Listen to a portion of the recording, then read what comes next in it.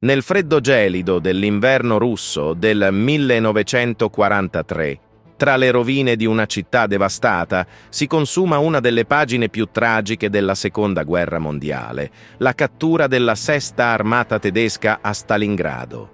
Quella che doveva essere una rapida conquista si trasforma in una trappola mortale per migliaia di soldati nazisti, segnando l'inizio della fine per l'invasione tedesca dell'Unione Sovietica.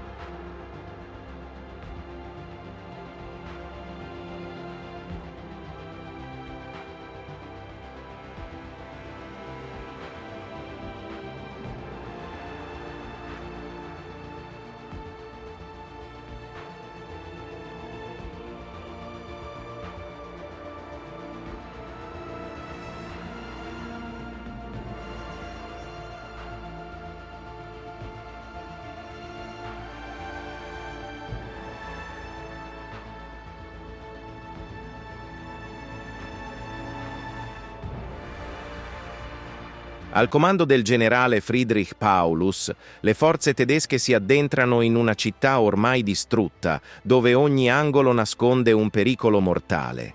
Le strade sono disseminate di macerie, mentre fumo e polvere oscurano il cielo. I soldati, abituati ai campi aperti, devono adattarsi a un nuovo tipo di combattimento, quello urbano. Gli scontri avvengono stanza per stanza, edificio per edificio. Ogni metro conquistato è pagato a caro prezzo. La resistenza sovietica è feroce. I cecchini attendono pazienti tra le rovine, mentre le truppe sovietiche colpiscono dalle ombre, trasformando ogni maceria in una trappola letale. I carri armati tedeschi si muovono con difficoltà, vulnerabili agli attacchi improvvisi. I soldati nazisti, abituati a battaglie rapide, si trovano intrappolati in una lenta agonia di guerra logorante. Con l'arrivo dell'inverno la situazione si aggrava.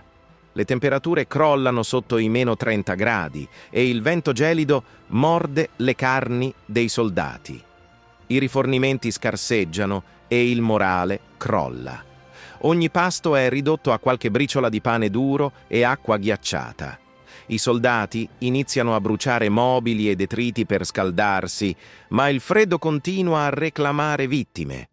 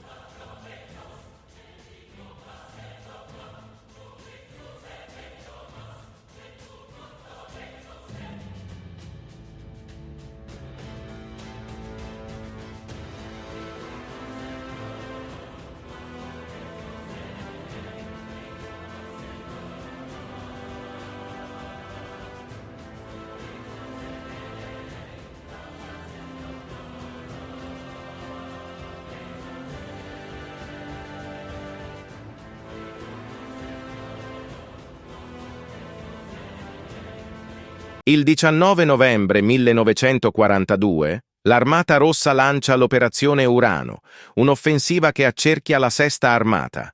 I tedeschi, tagliati fuori dai rifornimenti e privi di rinforzi, resistono con sempre meno speranza. Ogni tentativo di sfondare l'accerchiamento fallisce. I soldati sono ormai ridotti allo stremo, molti di loro combattono con armi congelate, altri muoiono di fame e malattie. Gennaio 1943 segna la resa definitiva. Senza risorse né possibilità di fuga, Paulus capitola. 91.000 soldati tedeschi vengono fatti prigionieri, ma il peggio deve ancora venire.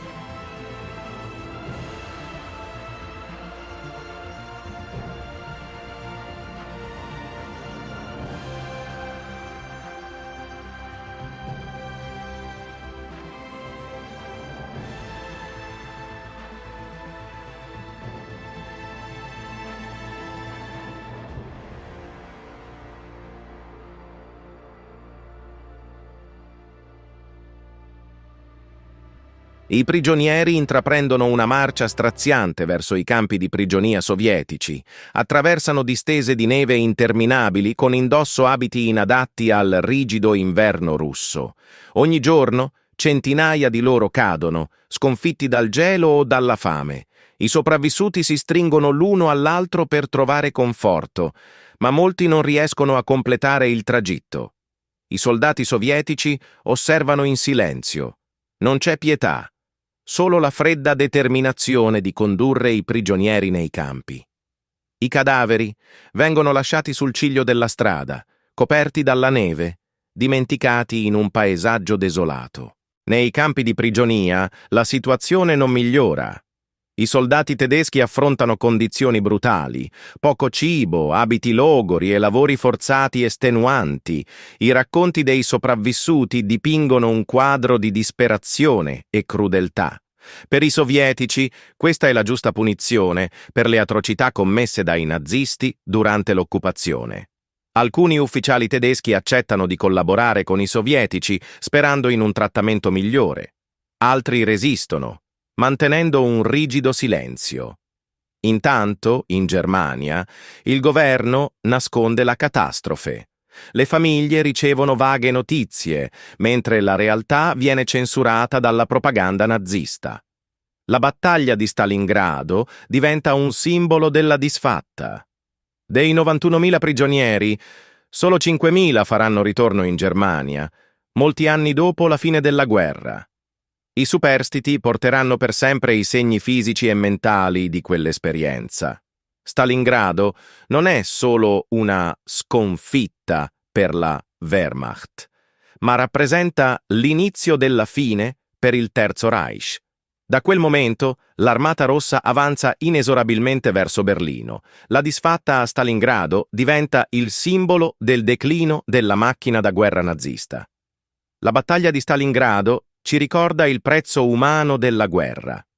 In quelle rovine si consumò una delle tragedie più grandi del secolo scorso, lasciando cicatrici che ancora oggi fanno riflettere sulle conseguenze del conflitto.